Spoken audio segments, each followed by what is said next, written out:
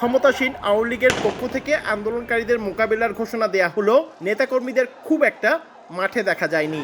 চট্টগ্রামের ১৬টি সংসদীয় আসনের মধ্যে উত্তরাধিকার সূত্রে এমপি হয়েছেন ৭ জন।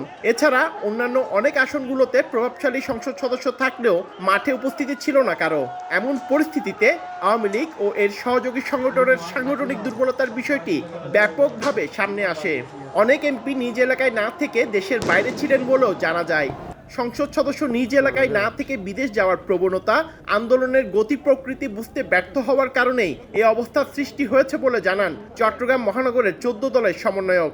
লন্ডন, কানাডা, আপনার অস্ট্রেলিয়া বা দুবাই এত ঘন ঘন যায়, ওনাদের ওখানে ব্যবসাটা কি, কাজটা কি, টোটাল মুভমেন্টটাকে রিড করতে আগাগোড়াই ভুল ছিল, ফেরাসে ছিল।